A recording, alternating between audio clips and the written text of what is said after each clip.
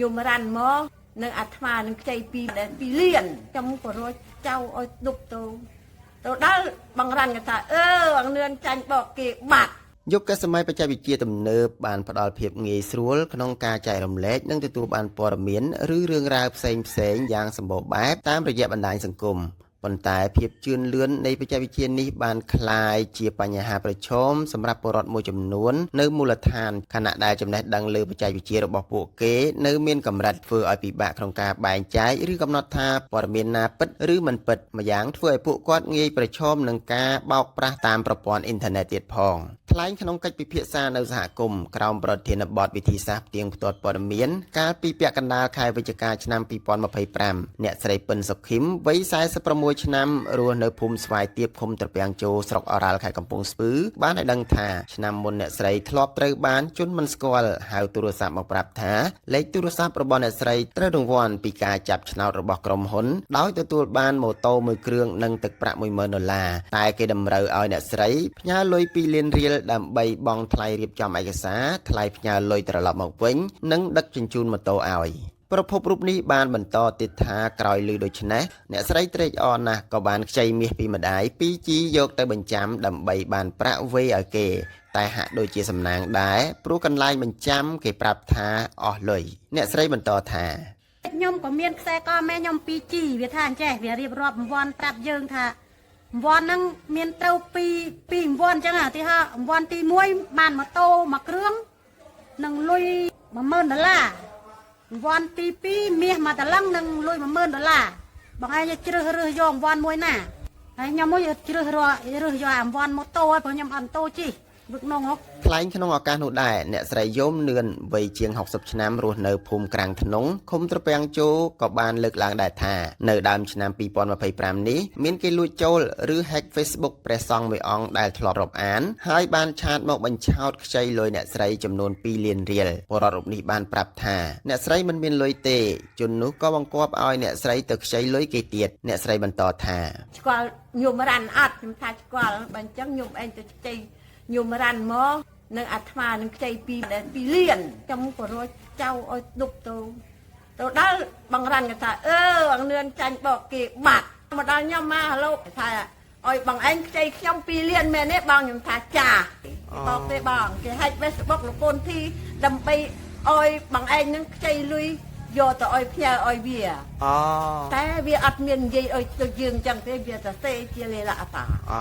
តាក់ទងរឿងនេះដែរមេឃុំត្រពាំងជោលោកទេពណែមមានប្រសាសន៍ថាក្រុមការងារឃុំធ្លាប់បានចុះប្រជុំផ្សព្វផ្សាយជារឿយៗឲ្យពលរដ្ឋបង្កើនការប្រុងប្រយ័ត្នព្រោះជនឆបោកមានច្រើនរូបភាពណាស់រូបលោកផ្ទាល់ក៏ធ្លាប់រងនៅការបោកបញ្ឆោតនេះដែរលោកបញ្ជាក់ថាកាលពីឆ្នាំ2017មានគេហៅទូរស័ព្ទមកប្រាប់លោកថាលោកធ្វើការងារបានល្អថ្នាក់លើបានផ្ដល់រង្វាន់លើកទឹកចិត្តជាម៉ូតូមួយគ្រឿងសម្រាប់លោកជាមធ្យោបាយធ្វើដំណើរតែគេតម្រូវឲ្យលោកវេលុយ$100សម្រាប់រៀបចំឯកសារនិងដឹកជញ្ជូនតែលោកបានតបទៅវិញថាលោកទើបតែទទួលបានម៉ូតូមួយគ្រឿងពីរាជរដ្ឋាភិបាលរួចហើយលោកថាជនឆបោកមានច្រើនប្រភេទហើយវាបោកមិនរើសមុខឡើយហេតុនេះមានតែបង្កើនការប្រុងប្រយ័ត្នទាំងអស់គ្នាប៉ុណ្ណោះមេឃុំរូបនេះបន្តថាខ្ញុំសូមផ្ដាំផ្ញើឲ្យប្រជាពលរដ្ឋក្នុងឃុំខ្ញុំក៏ដូចជាប្រជាពលរដ្ឋទូទាំងដែលថាធ្វើម៉េចកុំចង់បានលុយគេដែលតន់ហន់ភ្លាមគេមិនឲ្យយើងទេគេគ្រាន់តែវិធីគេដើម្បីធ្វើតាក់ទាញទឹកចិត្តយើងដើម្បីឲ្យយើងចូលរួមជាមួយគេបងឲ្យគេនឹងយកលុយរបស់យើងទេចំណែកលោកសុនលឹករស់នៅភូមិអូតោងបានឲ្យដឹងថាបច្ចុប្បន្នព័ត៌មានចម្រុះនៅលើបណ្ដាញសង្គមក៏ជាបញ្ហាប្រឈមសម្រាប់ពលរដ្ឋដែរលោកបន្តថាបច្ចុប្បន្នមានប្រព័ន្ធផ្សព្វផ្សាយច្រើននិងធ្វើបច្ចុប្បន្នភាពជារៀងរាល់ថ្ងៃដែលធ្វើឲ្យពលរដ្ឋដែលមានចំណេះដឹងតិចតួចពិបាកក្នុងការរែងឬវាយតម្លៃទៅលើព័ត៌មានដែលទទួលបាននោះថាពិតឬក៏មិនពិតហើយប្រសិនបើពួកគេបានចែករំលែកនៅព័ត៌មានដែលមិនពិតនោះនឹងបង្កឲ្យមានផលប៉ះពាល់ដល់ខ្លួនឯងនិងសង្គមជាតិដែរលោកបន្តថាព័ត៌មាននឹងយើងថាពិតទេព័ត៌មាននឹងមិនពិតទេបើមិនជាយើងមិនសិក្សាព័ត៌មាននឹងច្បាស់លាស់យើងចែករំលែកទៅបងប្អូនខ្លះទៀតវាប៉ះពាល់ដល់កេរ្តិ៍ឈ្មោះយើងហើយនឹង បំពុលសង្គមក្នុងសង្គមទៀត ចំណែកលោកទួនសឿនតំណាងសហគមន៍ជនជាតិដើមភាគតិចសួយនៅភូមិត្រាំងចំបក់ក្នុងឃុំត្រពាំងជោបានឲ្យដឹងថាជនជាតិដើមភាគតិចសួយនៅភូមិត្រាំងនិងភូមិចំបក់បច្ចុប្បន្នមានភាពរំជើបរំជួលដោយសារព័ត៌មាននៅលើបណ្ដាញសង្គមដែលធ្វើបច្ចុប្បន្នភាពជារៀងរាល់ថ្ងៃពិសេសបញ្ហាព្រំដែនកម្ពុជាថៃលោកថាពលរដ្ឋកំពុងតាមដានខ្លាំងណាស់និងពិបាកបែងចែកថាព័ត៌មានមួយណាពិតមួយណាមិនពិតដោយពេលខ្លះព័ត៌មានបង្កឲ្យពលរដ្ឋច្របូកច្របល់ចិត្តនិងកើតក្តីព្រួយបារម្ភព្រោះចំណេះដឹងជនជាតិដើមភាគតិចសួយនៅមានកម្រិតដែលពិបាកក្នុងការបែងចែកព័ត៌មានថាពិតឬក៏មិនពិតលោកបន្តថាសម្រាប់រដ្ឋាភិបាលឬក៏អង្គការសង្គមស៊ីវិលចោះមកបង្រៀនពីព័ត៌មានប្រទេសផ្ដាស់តាំងពីខ្ញុំមកខ្លះគាត់ផ្អើលអរ៉ៃសម្រាប់រដ្ឋាភិបាលនិងអ្នកសារព័ត៌មានផងដើម្បីចុះបង្រៀនគាត់បាទតំណាងសហគមន៍ត្រពាំងជោនិងជាអ្នកសម្របសម្រួលវគ្គចែករំលែកចំណេះដឹងនៅសហគមន៍លោកហុងប៊ុនហាន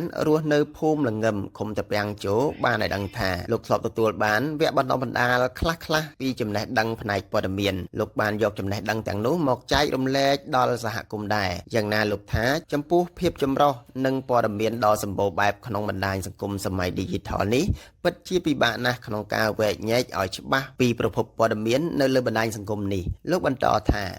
បាទបើនិយាយមែនទែនទៅមិនថាពួកគាត់មិនថាខ្ញុំអានោះវាពិបាកក្នុងការពិចារណាដូចគ្នាបាទបាក់រែងបាទអញ្ចឹងជាចុងក្រោយសូមដាំផ្ញើដល់អ្នកដែល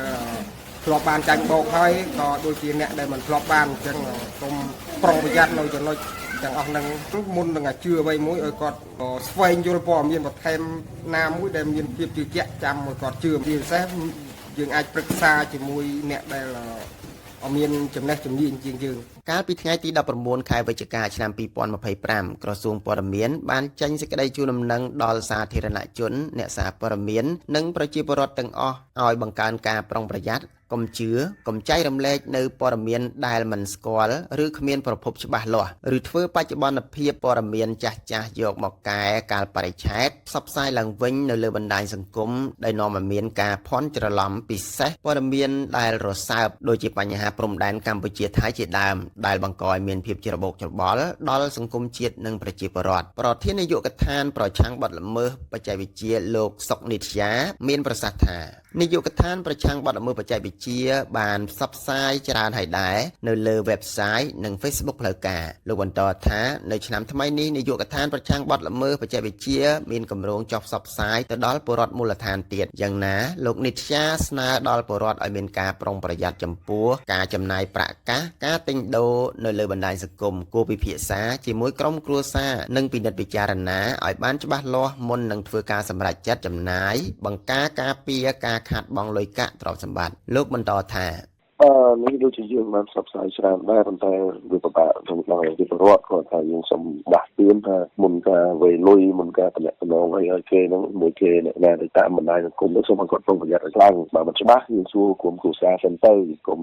ថាតាក់ទងគេហើយវេលុយឲ្យគេគ្លៀនតែអត់ស្គាល់អីចឹងបាទហើយក៏មានហេតុការណ៍អីឲ្យប្តឹងទៅមួយឋានក៏បានហើយយើងក្នុងនោះគេស្នងការឋានក៏មាន website មួយឬក៏ Facebook របស់យុវឋានដែរដែលគាត់ដាក់ពាក្យប្តឹងបាននាយកចាត់ការទូទៅនៃអង្គការលីកាដូលោកអមសំអាតបានលើកឡើងថាចំពោះអំពើឆបោកតាមអនឡាញឬហៅថា online scam គឺជាទម្រង់នៃការបោកបញ្ឆោតដែលប្រើប្រាស់បណ្ដាញអ៊ីនធឺណិតជាមធ្យោបាយសំខាន់ដើម្បីលួចយកលុយលួចយកព័ត៌មានផ្ទាល់ខ្លួនឬទិន្នន័យសំខាន់ពីជនរងគ្រោះលោកបន្តថាជួនកាលគេបន្លំជាជនរងគ្រោះដើម្បីទៅបោកបញ្ឆោតជនដទៃទៀតក្នុងគោលបំណងធ្វើឲ្យជនទាំងនោះខាតបង់ទ្រព្យសម្បត្តិប្រាក់កាសកេរ្តិ៍ឈ្មោះនិងជួនកាលអាចប្រឈមនឹងទោសទណ្ឌជាដើមលោកសំអាតឲ្យដឹងទៀតថាអំពើឆបោកមួយចំនួនដែលជនខិលខូចតែងប្រើប្រាស់ជាញឹកញាប់នៅកម្ពុជាទាំងអនឡាញនិងអហ្វឡាញនោះមានដូចជាការបង្គាប់ឲ្យជនរងគ្រោះវេលុយដើម្បីប្តូរយកអីវ៉ាន់ដែលផ្ញើមកពីក្រៅប្រទេសការផ្ដល់កម្ចីងាយតាមអនឡាញឬហៅថាធនាគារអនឡាញការវិនិយោគដាក់លុយបានលុយដែលធានាថាមានផលចំណេញច្រើនទៅបោកឲ្យវេលុយឬខ្ចីលុយតាមទូរស័ព្ទការខលមកប្រាប់ថាឈ្នះរង្វាន់ពីក្រុមហ៊ុនណាមួយក្រៅពីនេះការធ្វើសិក្ខាសាលាវិនិយោគដោយបោកប្រាស់តាមទម្រង់ Ponzi scam ការលេងតុងទីនជាមួយមេដែលមិនស្មោះត្រង់និងការបោកប្រាស់តាមរយៈការលក់ដីឡូឬបូរីការបោកបញ្ឆោតឲ្យលេងល្បែងអនឡាញតាមរយៈការប្រើប្រាស់រូបភាពមនុស្សស្រីស្អាតជាដើម មន្ត្រីអង្គការសិទ្ធិមនុស្សរូបនេះបានឲ្យដឹងទៀតថានាយកដ្ឋានព័ត៌មានវិទ្យានិងក្រសួងមហាផ្ទៃបានជូនដំណឹងឲ្យពលរដ្ឋមានការប្រុងប្រយ័ត្នខ្ពស់ស្របពេលដែលបច្ចុប្បន្ននេះអំពើឆបោកស្ទើរគ្រប់រូបភាពនៅតែបន្តកើតមាននៅកម្ពុជាកាលពីខែតុលាលេខាធិការដ្ឋានគណៈកម្មការចំពោះកិច្ចប្រយុទ្ធប្រឆាំងការឆបោកតាមប្រព័ន្ធបច្ចេកវិទ្យាហៅកាត់ថាកបឆបបានបង្ហាញលទ្ធផលនៃយុទ្ធនាការបោសសម្អាតបទល្មើសឆបោកតាមប្រព័ន្ធបច្ចេកវិទ្យាបានឲ្យដឹងថារយៈពេល4ខែដោយគិតចាប់តាំងពីថ្ងៃទី27ខែមិថុនាដល់ថ្ងៃទី14ខែតុលាឆ្នាំ2025មន្ត្រីជំនាញពាក់ព័ន្ធបានចុះពិនិត្យទីតាំងនិងបង្ក្រាបបទល្មើសឆបោកតាមប្រព័ន្ធបច្ចេកវិទ្យានៅតាមគោលដៅចំនួន92ទីតាំងក្នុង18រាជធានីខេត្តជាលទ្ធផលសមត្ថកិច្ចបានឃាត់ខ្លួនជនសង្ស័យសរុប3455នាក់មានចំនួន20សញ្ជាតិរួមទាំងវត្ថុតាងជាច្រើនទៀតដោយឡែកកាលពីដើមខែតុលាឆ្នាំ2025គណៈកម្មការប្រឆាំងព័ត៌មានคล้ายៗនៃក្រសួងព័ត៌មានបានរកឃើញនិងកត់ត្រាព័ត៌មានคล้ายៗចំនួន1053ករណីក្នុងនោះព័ត៌មានคล้ายៗពាក់ព័ន្ធនឹងបញ្ហាជម្លោះព្រំដែនកម្ពុជាថៃមានដល់ទៅ857ករណី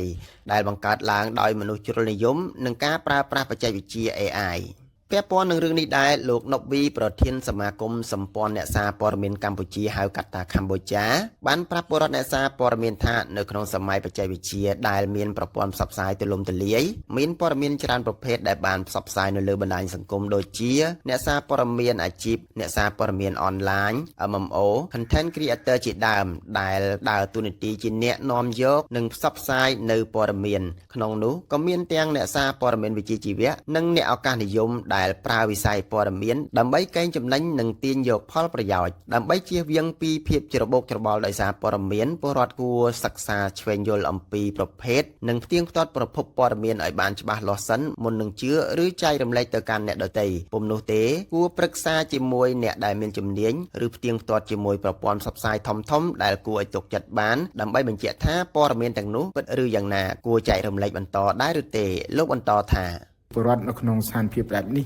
ត្រូវតែមានការប្រយ័ត្នប្រយែងបើយើងអត់ទាន់មានចំណេះដឹងជាមូលដ្ឋាននៅក្នុងការវិភាគផ្ទៀងផ្ទាត់ថាព័ត៌មានណាត្រឹមត្រូវព័ត៌មានណាដែលមានសុវត្ថិភាពសម្រាប់យើងកុំអាលមានការចែករំលែកព័ត៌មាននឹងភ្លាមមុនពេលដែលយើងយកព័ត៌មាននឹងសួរអ្នកដែលគេមានសមត្ថភាពនៅក្នុងការផ្ទៀងផ្ទាត់ព័ត៌មានទាំងអស់ហ្នឹង